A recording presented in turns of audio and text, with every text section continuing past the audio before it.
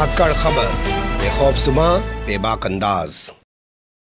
धाकड़ खबर के news room से मैं आपके साथ हूं। अकरम रईस खान कहते हैं कि जिसका यार दरोगा उसे किसकी परवाह, यानी जिसको सत्ता का संरक्षण हासिल है उसके लिए कोर्ट कचहरी और कानून कुछ भी नहीं होता है। और उत्तर प्रदेश के वर्तमान राजनीतिक हालात में तो ये कहावत अब रोजाना ही बखूबी चरितार्थ हो रही है, बशर्ते आपका धर्म, आपकी जाति सत्ता में बैठे लोगों को भाती हो, सुहाती हो, फिर आपने एक पुलिस वाले समेत 3 लोगों की निर्मम हत्या ही क्यों ना कर रखी हो, आप एक पेशेवर कुख्यात अपराधी ही क्यों ना हो, आप एक माफिया डॉन ही क्यों ना हो, आपको पूरे लाव लश्कर के साथ अदालत में पेश करवाया जा सकता है, किया जा सकता है। और अगर आप ऐसे किसी ट्रिपल मर्डर केस में मुख्य गवाह हैं तो आपके साथ बंदियों जैसा, कैदियों जैसा सलूक यानी व्यवहार किया जा सकता है। अगर आपको यकीन नहीं आ रहा है तो बोलती हुई तस्वीरों की ज़बानी जो कहानी धाकड़ खबर 3 हिस्से में आपके सामने रखने जा रहा है उसे गौर से देख लीजिए, क्योंकि मामला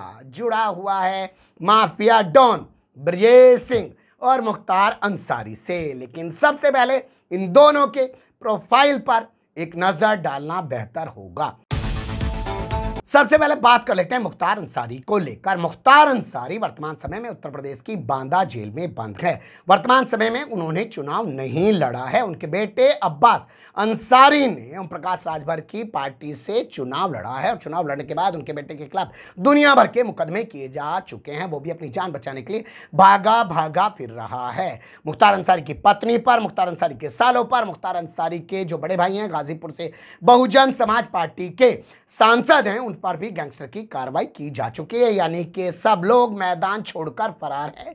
ये संयोग है या प्रयोग है, आगे आप खबर देख के खुद तय कर लीजिएगा। मुख्तार अंसारी के बारे में आप जानते ही होंगे, उनको बाहुबली बताया जाता है, माफिया डॉन बताया जाता है। 5 बार के विधायक रह चुके हैं। कई बार वो निर्दलीय जीत कर आए हैं और कई बार वो कई राजनीतिक पार्टियों से जीत कर आए हैं। अभी कुछ दिन पहले उनको पंजाब की जेल से लाकर उत्तर प्रदेश की बांदा जेल में बंद किया गया है। अब बात करते हैं ब्रजेश सिंह को लेकर। ब्रजेश सिंह भी एक माफिया डॉन कहे जाते हैं। वर्तमान समय में भारतीय जनता पार्टी के संरक्षण में वो चल रहे हैं, पल रहे हैं, उन पर दुनिया भर के मुकदमे हैं, लेकिन वो फिर भी आज़ाद घूम रहे हैं। बड़े बड़े हत्याकांड उनके ऊपर दर्ज हैं। मुख्तार अंसारी और ब्रजेश सिंह के बीच पूर्वांचल में एक वर्चस्व की लड़ाई हमेशा से रही है और वो कारोबार को लेकर थी। और उसी के चलते एक ऐसा कांड हुआ था जिसको उसरी चट्टी कांड कहा जाता है, जिसमें ब्रजेश सिंह ने बताया जाता है कि मुख्तार अंसारी पक्ष के 3 लोगों की, जिसमें से एक सिपाही भी था, गोलियों से भूनकर निर्मम हत्या कर डाली थी। उसी मामले में ब्रजेश सिंह को अदालत में पेश किया गया। किस तरीके का लाव लश्कर उस वक्त दिखाई दिया तो आप तस्वीरों में देख सकते हैं। ये गाड़ियां हैं ब्रजेश सिंह की और ब्रजेश सिंह को आप जाते हुए भी अदालत की ओर देख सकते हैं। वहीं इस मामले में जो मुख्य गवाह हैं उनके साथ क्या हुआ है वो आपको आगे विस्तार से बताता हूं खबर के अगले हिस्से में। मुझे लगता है अभी आपको गवाह के बारे में बताया जाए उससे पहले आपको उसरी चट्टी कांड के बारे में बता देना ज्यादा बेहतर होगा। 15 जुलाई 2001 का वक्त, यानी अब से करीब 21 साल पहले का वक्त है। मोहम्मदाबाद तहसील का एक गांव पड़ता है उसरी चट्टी। वहां पर 3 लोगों की, जिसमें से एक पुलिस वाला था, निर्मम तरीके से गोलियों से भूनकर हत्या कर दी गई। उस समय इस वारदात को अंजाम दिया गया जब विधायक मुख्तार अंसारी अपने काफिले के साथ अपने विधानसभा क्षेत्र में जा रहे थे। इस मामले को लेकर ब्रजेश सिंह जो माफिया डॉन है और इसके अलावा त्रिभुवन सिंह, उनके खिलाफ हत्या का केस दर्ज कराया गया। कुल मिलाकर 15 आरोपी बनाए गए और इस मामले में मुख्तार अंसारी का जो ड्राइवर है जिसका नाम है रमेश राम, उसको मुख्य गवाह बनाया गया। तो मुख्य गवाह के साथ किस तरीके का व्यवहार किया जा रहा है, कल अदालत में उसको पेश किया गया और वहां पर उसकी सुरक्षा को लेकर किस तरीके की बातें उठी, सुन लीजिए मुख्तार अंसारी के वकील लियाकत अली की ज़बानी। रमेश राम की तस्वीर जो मुख्य गवाह के रूप में किस तरह की सुरक्षा की कुछ बात हो रही थी, जो गवाह है रमेश राम। हाँ, रमेश राम के सुरक्षा की दरखास्त पिछली तारीख पर दी गई थी, तो जज साहब ने उनको जो है मोहम्मदाबाद थाने में पुलिस सुरक्षा में रखा गया था, लेकिन उसके पत्नी से, उसके बच्चों से, किसी से, उसके अधिवक्ता से भी थाना अध्यक्ष मोहम्मदाबाद जो है नहीं मिलने दिए और उसको 6-7 दिन तक पुलिस कस्टडी में मुलजिम की तरह उसको रखा गया थाने में। यहाँ तक कि उसके अधिवक्ता को भी थाने में नहीं मिलने दिया गया, उसकी पत्नी को नहीं मिलने दिया गया, उसके बच्चों को नहीं मिलने दिया गया है। तो आज यह एप्लीकेशन दिया गया है माननीय अपर सत्र न्यायाधीश first ADJ MP MLA court में कि उसकी पत्नी से नहीं मिलने दिया जा रहा है और बच्चों से नहीं मिलने दिया जा रहा है, अधिवक्ता से नहीं मिलने दिया जा रहा है, उसके साथ मुलजिम जैसा व्यवहार किया जा रहा है पुलिस के द्वारा। तो सुन लिया आपने, थाने में रख रखा है, पत्नी वहां पर है, उसकी परिवार के लोग वहां पर हैं, वकील से बात नहीं करने दी जा रही है। लेकिन इस पूरे मामले को लेकर जो सरकारी वकील हैं जिनका नाम नीरज श्रीवास्तव है, वो इसे एवे ही बता रहे हैं, कह रहे हैं कि वो कह रहा था मेरी पत्नी बीमार है, मुझे इलाज कराना है, तो अदालत ने कह दिया अच्छा ठीक है भाई जाओ, पुलिस इसके घर पे इसको छोड़ दे और सुरक्षा दे ये ताकि अपनी पत्नी का इलाज करा ले। वो भी सुन लीजिए। गवाह की सुरक्षा को लेकर भी कोई बात नहीं?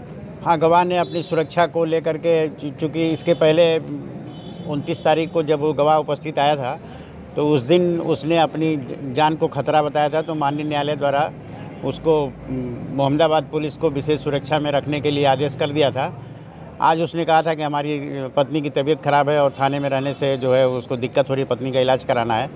तो माननीय न्यायालय ने थाना मोहम्मदाबाद को निर्देशित कर दिया कि इसको उसके घर पर पहुंचा दिया जाए और थाना मर्दा की पुलिस जो है उनके घर की सुरक्षा करे। तो ये हाल है गवाह का और वो हाल है माफिया डॉन का, उसको किस तरीके से लाव लश्कर के साथ पेश किया जा रहा है। लेकिन इस पूरे मामले में सिर्फ यही सवाल पैदा नहीं हो रहा है, गवाह से हत्यारोपियों की पहचान भी नहीं कराई गई है, ये भी एक बड़ा मुद्दा बनकर उभरा है। खबर के अगले हिस्से में आपको जानकारी दे देते हैं।